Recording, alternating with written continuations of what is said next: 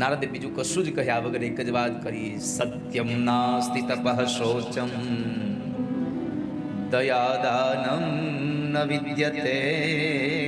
ઉદરમ ભરિણો જીવા વરાકઃ કોટ ભાષિણ. ઉદરમ ભરિણો જીવા. નારદજીએ સૌથી પહેલા સનતકુમારોને કહ્યું, સનતકુમારો, સત્યમ નાસ્તિ તપઃ શૌચમ. આ સંસારમાં સત્ય નથી રહ્યું. સત્ય નથી રહ્યું નો અર્થ એવો ન સમજશો વાલા ભક્તો કે સત્ય જતું રહ્યું છે. ના, માણસ અસત્યનો આશ્રય કરે છે, અસત્યનો સહારો લે છે. આ સંસારમાં જેટલા સત્યને વળગી રહ્યા છે ને એના કરતા વધારે અસત્યને વળગી રહ્યા છે. કેમ કે આપણી મનોદશા એવી છે કે હાચાનો ક્યાં બહુ વિકાસ થાય છે. આ દુનિયામાં જૂઠાણું ચાલે છે,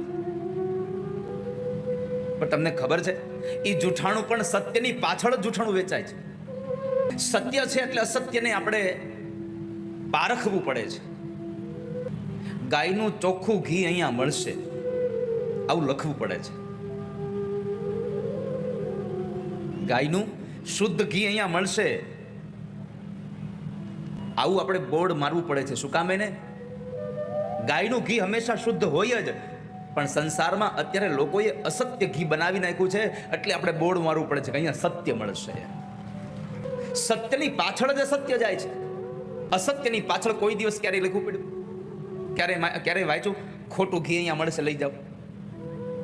આ દુનિયામાં માણસને સાચું જોઈએ છે, પણ અસત્યનો એટલો બધો પ્રભાવ પડ્યો છે કે માણસ એ અસત્યના પ્રભાવમાં અંધ બની ગયો છે. એટલે તો ભગવાનને પ્રાર્થના કરીએ છીએ, અસત્યો માહેથી પ્રભુ પરમ સત્ય તું લઈ જા. હે ભગવાન, અસત્યોમાંથી પરમ સત્ય તું લઈ જા અમને. અમારે સત્યની ઓર જવું છે. અને આ ભગવાન ભાગવતની કથાની યાત્રાનો મર્મ જે છે, મને તમને પરમાત્માની કથા દ્વારા સત્યના માર્ગ ઉપર લઈ જાય છે.